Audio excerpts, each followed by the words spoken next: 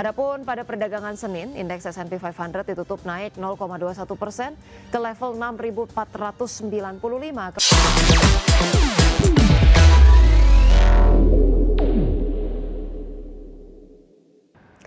Ya, selanjutnya pemirsa, dari pergerakan bursa global, bursa Wall Street menghijau pada perdagangan Senin dengan indeks Nasdaq berakhir di level tertinggi sepanjang sejarah. Sementara investor kian yakin bahwa The Fed akan segera memangkas suku bunga untuk menopang pertumbuhan ekonomi Amerika Serikat. Adapun pada perdagangan Senin, indeks S&P 500 ditutup naik 0,21% ke level 6.495. Kemudian indeks Nasdaq Composite menguat 0,45% ke level 21.798 dan indeks Dow Jones Industrial Average naik 0,25% ke posisi 45.514.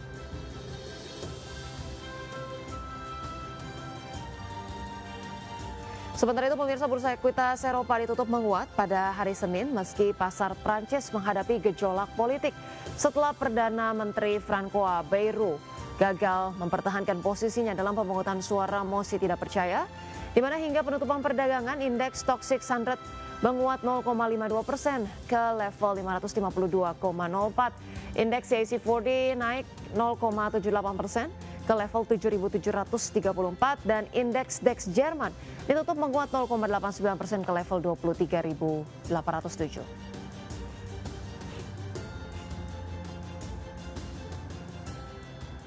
Nah, pemirsa, untuk membahas selengkapnya terkait dengan proyeksi IHSG dan perdagangan di pasar modal pada hari ini, kita sudah tersambung melalui line Zoom bersama dengan Bapak M. Hamzah, CEO Sahamology. Baik, selamat pagi Mas, apa kabar? Pagi. Iya, terima kasih banyak Mas Hamzah sudah meluangkan waktunya di Market Buzz IDX Channel. Semoga kabarnya selalu baik ya. Mas Hamzah, kalau kita lihat IHSG, investor terpantau cukup kaget kemarin gitu ya dengan keputusan reshuffle kabinet yang ternyata memang benar bahwa Sri Mulyani ini akhirnya jadi salah satu yang mengalami ataupun di reshuffle. IHSG akhirnya turun ke 1,28% ke 7.766. Anda melihat sejauh apa sih dampak reshuffle ini, khususnya pergantian dari Sri Mulyani ke Menteri Keuangan yang baru, akan mempengaruhi pelemahan IHSG sejauh apa? Apakah kemudian 1-2 minggu cukup atau masih ada pelemahan lebih lanjut nih? Oke, kalau kita lihat reshuffle kabinet itu memang cukup biasa ya di pemerintahan. Namun kali ini sedikit berbeda karena ada Menteri Keuangan yang diganti. Dan secara historikal sih memang di tahun 2010 pun ketika Bu Sri Mulyani mengundurkan diri, memang IHSG drop cukup dalam ya. Saya lihat memang dropnya bisa hingga 15%-an pada waktu itu ya.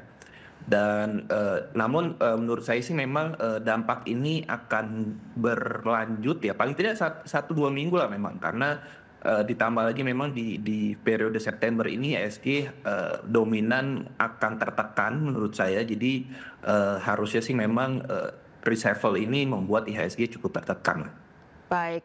Kalau kita lihat secara background ataupun track record dari Menteri Keuangan kita yang baru ya, Pak Purbaya Yudi Sadewa, kalau kita lihat rekam jejaknya ya sebagai teknokrat, ekonom, akademisi, pernah juga menjabat sebagai staf ahli menteri.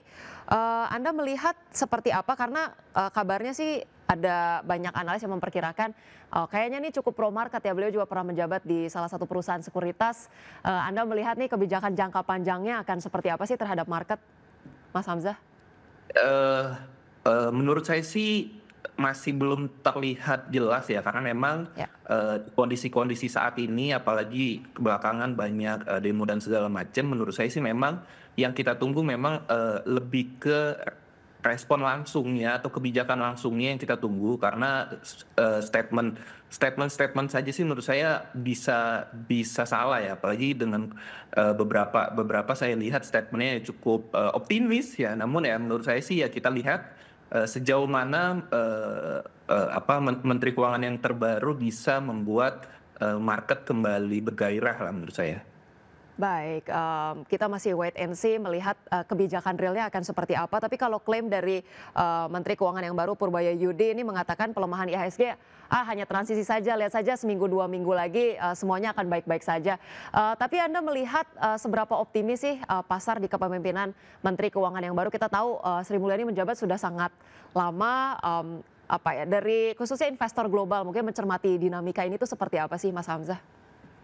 Ya itu, justru menurut saya, dengan trust market terhadap, Bu Sri Mulyani ya dan terlihat nampak juga kemarin asing juga, exit cukup besar ya. Jadi menurut saya sih kita masih belum tahu nih sejauh mana, Menteri Keuangan baru bisa membuat IHSG ataupun, negeri kita juga bisa berkembang lagi ya. Karena balik lagi ya trust masyarakat terhadap, pemerintah Indonesia sedang menurun, ya banyak demo yang terjadi, terus juga banyak kejadian-kejadian yang menurut saya sih, perlu dicermati ya, karena Ya. memang, IHSG kita sangat rentan terhadap kondisi-kondisi seperti ini gitu.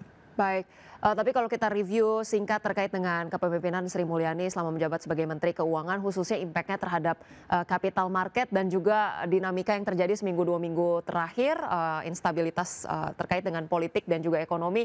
Anda melihat PR dari Menteri Keuangan yang baru, khususnya untuk mengamankan market, apa saja nih PR-PR yang perlu diperhatikan ataupun concern yang perlu kita investor nantikan lah, kebijakan-kebijakan seperti apa sih Mas Hamzah?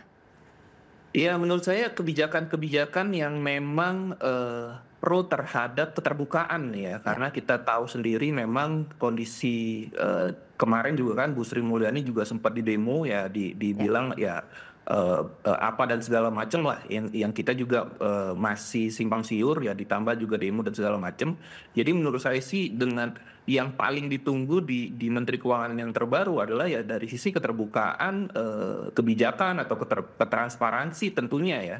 Sehingga, menurut saya hal tersebut bisa meningkatkan trust masyarakat. Karena menurut saya sih, apapun yang terjadi di ekonomi Indonesia, baik jelek maupun baik, menurut saya sih, kunci utamanya dari sisi ya tadi keterbukaannya. Ya, Sehingga ya. memang bisa diimplikasi ke masyarakat, oh memang wajar, Indonesia lagi kurang bagus, atau oh memang wajar Indonesia sedang bagus dan Ya. segala macam. Jadi poinnya sih itu aja sih. Baik, pentingnya keterbukaan, transparansi dan juga kebijakan-kebijakan yang pro, akan rakyat ini dinantikan ya. Ya. Kalau kita lihat kemarin dari perdagangan, sepanjang, kemarin ya, hari Senin, net sell asing, cukup besar terjadi khususnya di saham, perbankan Big Caps dan juga bank BUMN.